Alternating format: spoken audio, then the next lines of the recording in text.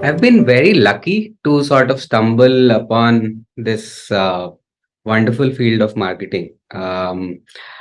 Like most people who are passing out during the recession, I was happy that I had a job in 2009. And so, but yeah, I start out of the thousands of projects that were going on in Infosys, I was assigned to a client called Warner Music Group. All Now, right. Warner Music Group, the core responsibility of us was to create promotional material and websites for all these singers, artists, and all that. Bruno Mars, all these big names. So I have Amazing. worked on even their MySpace pages. So Wow. the Gen Z of today might not Yes. know that MySpace Yes. used to be a social network.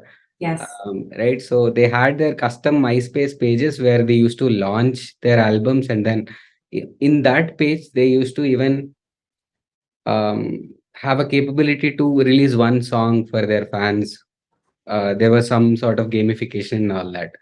So that is really when I thought, hey, that marketing is such a big deal. I mean, um, before that I didn't know anything about this field at all. Then I went to a smaller startup, about 20-25 people. There also we worked with a lot of customers on social media promotions, lotteries, which are called sweepstakes in the US.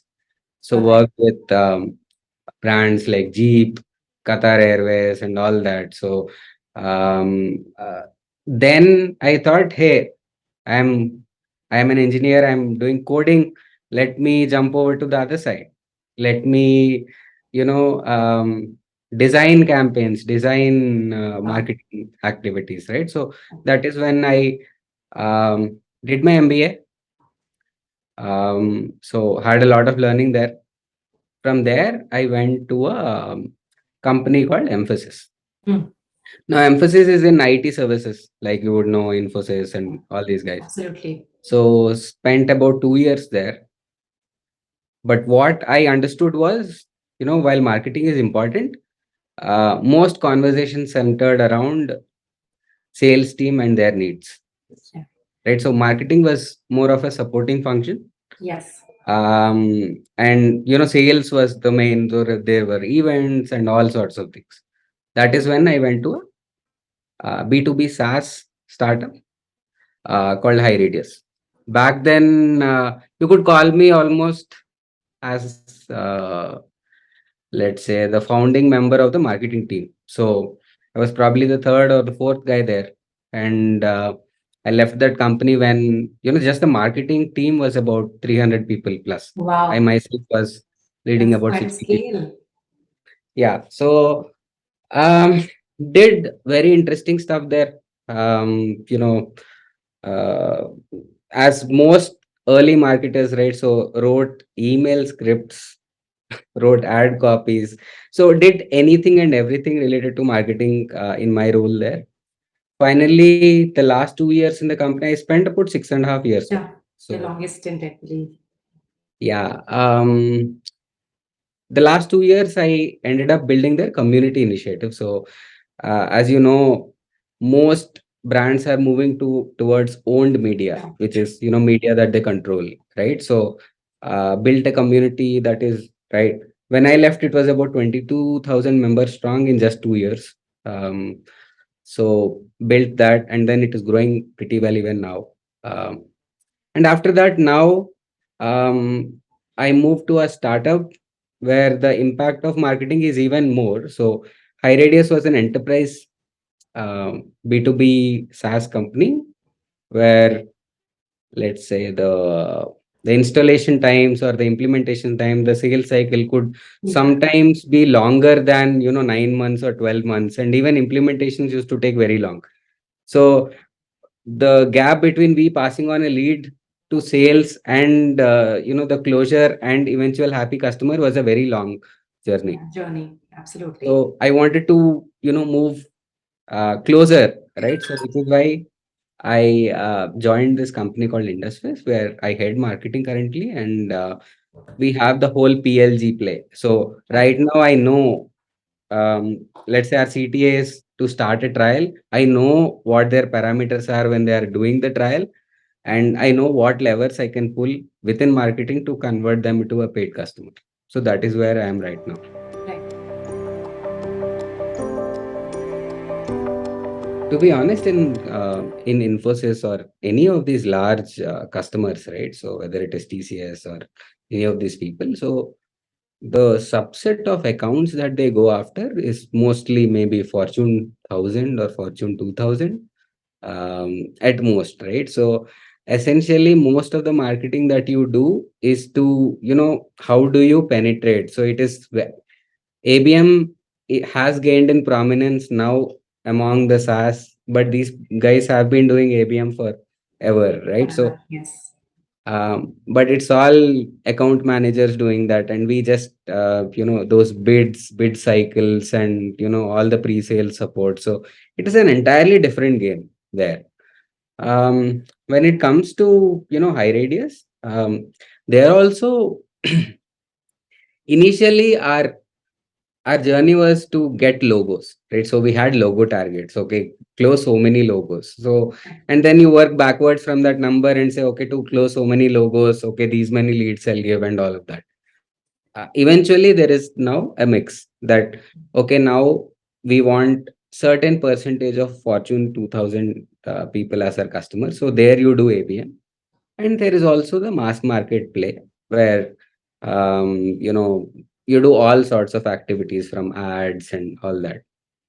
So the difference is that, um, most of the budgets in the ABM sort of play would go to, let's say, events or roundtables or any of these custom activities for these people that we care about. Right. And the other budgets are more about the core product marketing, digital marketing, or content marketing pieces.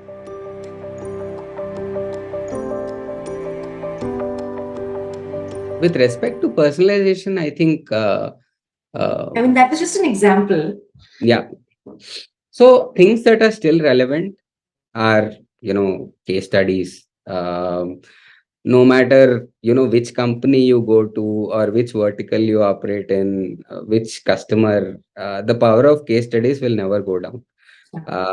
And one thing that has been like, thoroughly, that I have been thoroughly trained on at high radius, especially, is you make the customer your face, no matter where, right? So whether it is webinars, whether it is events that you attend where you have your customer speak for you, whether it is case studies on the website. So that part is thoroughly ingrained in everything that I do. That hasn't changed at all. Sure. um, then what else? On the other thing that I see, maybe people might have done this before, but I see more companies doing currently is, tie the product usage data to kind of infer some trend that is going on in the industry, in the vertical, in the in the geography. So that people are doing much more now, and that is where product marketing has become so critical now, that you have thousands of users using a product, and the usage itself is a story, and you can slice it, dice it in so many ways, and it Right. is valuable. Right. So I think That is one thing that I think people are using more and more nowadays.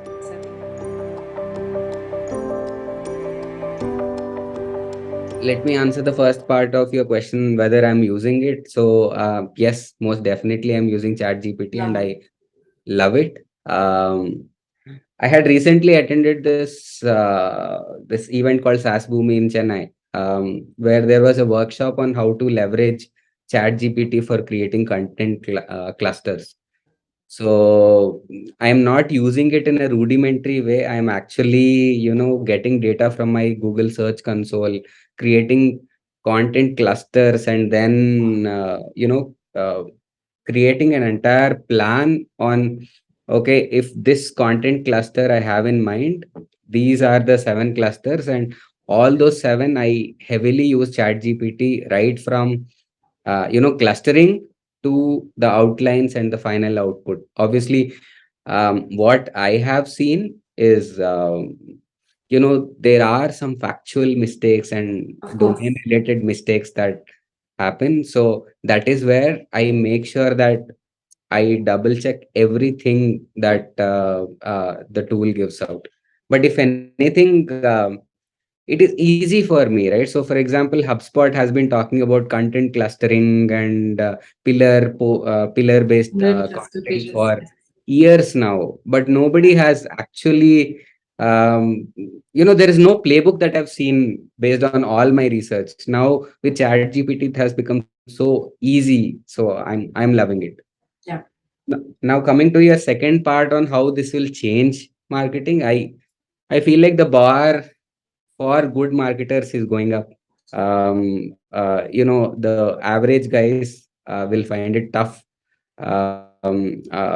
And the industry as a whole will benefit because you will have more good pieces of content and lesser people will roll their eyes when they see some of the blogs or content that Right. comes out, because the machine is actually helping you in research Yeah. and helping you structure your thoughts much better. So Right. I feel like it's a good change.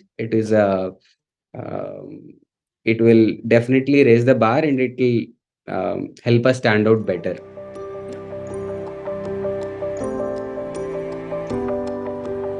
Maybe it will. The only way it will not, like for example, this has been happening, right? So Yeah. every news article that you see, it is saying, okay, this has been written by AI. Whether it is economist or even your story, I see that heading on all. So um, the only way to stop that is to gain that domain knowledge that training data cannot give machines.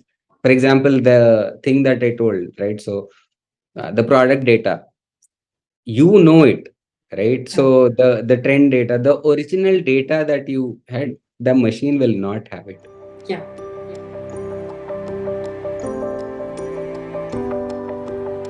To be honest, maybe I'm out of depth there, because I've always been in the B2B SaaS B2B selling space. to Yes. English, This is more B2C led. yeah, Yes. English buyers, or even if they are not English buyers. So um, the maybe we did translate to German and Yeah. Spanish, but we didn't have that much of a use case around translating to Indian languages yet.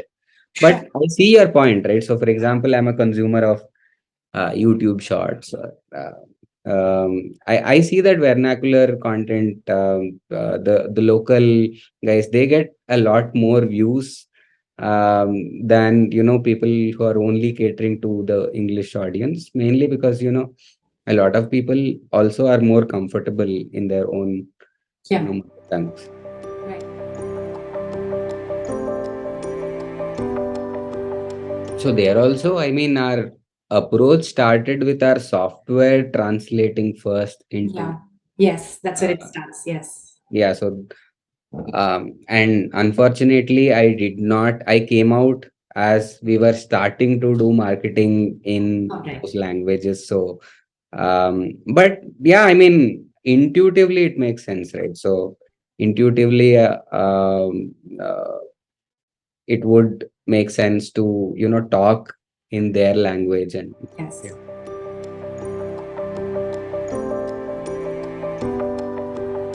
I only tell them one thing actually, so which is the most difficult. I mean, I've worked with so many people now, but one thing that I consistently see people missing is thinking like your target audience. Yeah. uh, Understanding a user persona.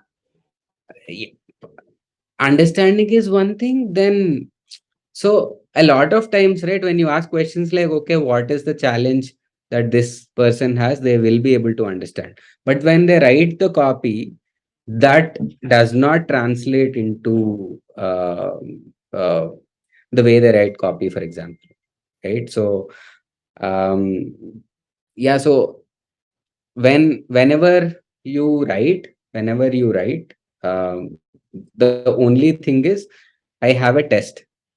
Every single line that you do, remove that domain keyword that you have in that phrase, replace it with someone. If it still makes sense, don't have that line in your copy. Very interesting. Yeah, so that seems to be the single biggest problem that I see, even seniors, juniors across, right? So that is one thing. So wearing the hat of your user and writing to them, that is one best practice that helps every single time. For example, I've run ad campaigns on LinkedIn that, where the average CTRs are 0.4%, we've reached CTRs of 3%. Wow. That's Uh, fantastic.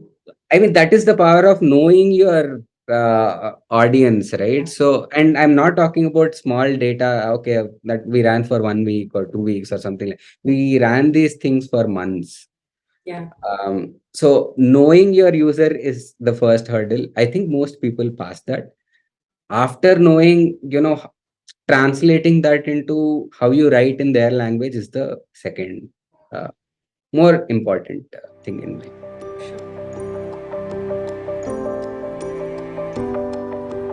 Yeah, so these two things that I have in every buyer persona also. So one is perceived barriers. This is more targeted at people who are already looking for a solution. Um, where essentially, what are the barriers that they have in their mind that are preventing them to come to you, right? So Talk that is, about challenges. yeah. So challenges with respect to not adopting your product, Yes. right? So, for example, if is it reference customers, is it 24/7 support, is it something else, right? So why are people not choosing your product even when they are in the market for a similar product? That is one. So this insight you will get from two areas. One, sales interviews, and the second is a loss interview that you do when they choose someone else and then you reach out after 2 weeks to find out what went wrong. That is the first thing. And here also the important thing is, it is always good to validate what the sales team tells you. For example, in one of my previous organizations, we wrote the entire landing page copy, everything taking just the sales input. And when we did the user interviews, we found that that is not the reason why they were buying the product. They Yeah. were using the product in an entirely different way. Mm. So that was sort of an eye opener for us. So yeah, always validate and talk to as many customers. The second part is, one is perceived barriers. The second part is your buyer, right? What does it make them successful in their Mm. professional life? Yeah. Yeah. You need to map. This is more at the top of the funnel, right? So what are they evaluated? What are they motivated? What are they evaluated on? How do they get motivated? So you have to hit them at a more personal angle. And yeah, so you educate them at a personal level, and forget value that your thing that your product delivers. And also, what does this product mean for this person in his life? Mm. So yeah, there are many more best practices, but if I were to choose, there is limited time, right? So I would first pick the perceived barriers one, and then I'll move on to this one.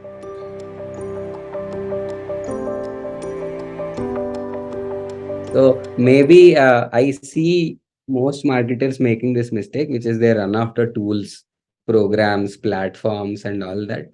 I would heavily discourage that. Tool is a method to doing certain things, so that will eventually come. Um, but you have to own the domain. You have to understand the domain that you are marketing. Unless you do that, you will be replaced by someone who does that.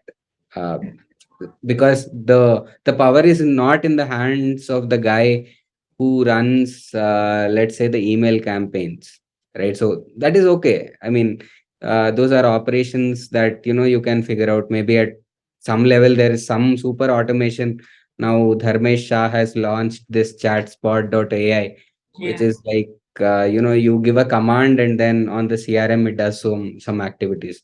So maybe an email campaign can be launched through a text command. You don't know, but you will not be able to give the strategy on, unless you are able to give the strategy on, okay, who to target, what is the message, what is the impact, and how many campaigns will you run to get to these results. So those are all things that marketers add value Yeah. in.